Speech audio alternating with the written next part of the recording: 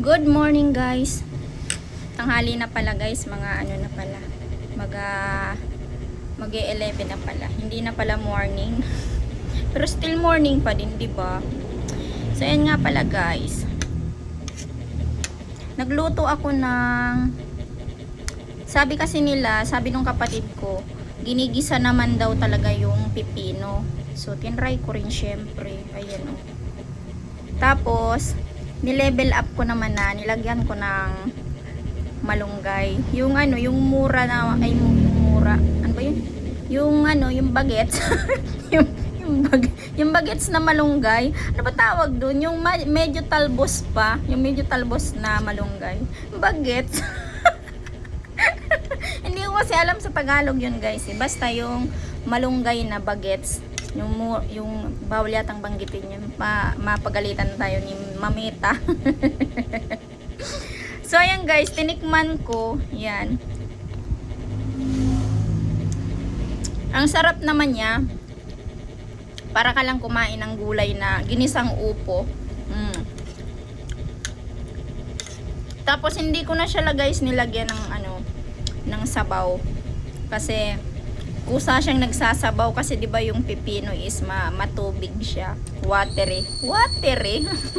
Watery. English yun ah. Ang sarap niya guys, try nyo din. Yung kapatid ko lang naman yung nagsabi nito sa akin. Lagi niya kasing niluluto ito sa boss niyang ano, Chinese. Ayan, lagi niyang niluluto ginisang pipino. Ayan. Tapos ang sarap niya guys, nilagyan ko nung bagets na malunggay, dahon ng malunggay. O diba, sinare ko lang sa inyo na pwede pala, hindi ko pa kasi ito natry eh. Ang sarap pala niya.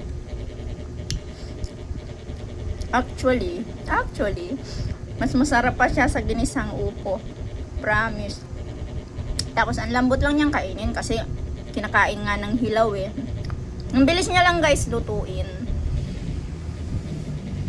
So ayan, kinumusta ko lang kayo mga guys, tsaka sa mga katindera ko dyan.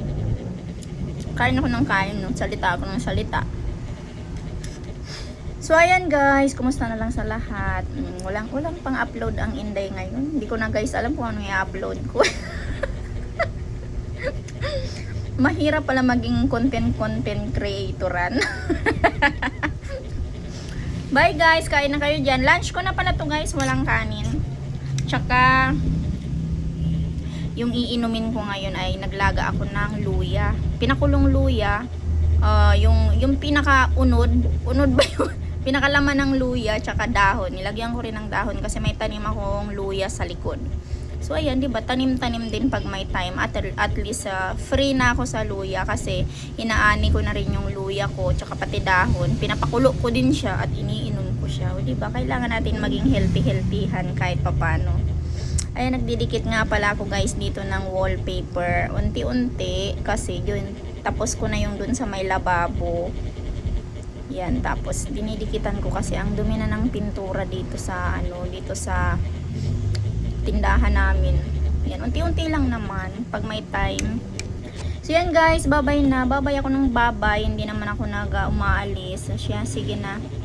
God bless everyone. Kakain na ako. Kain na din kayo dyan. Bye!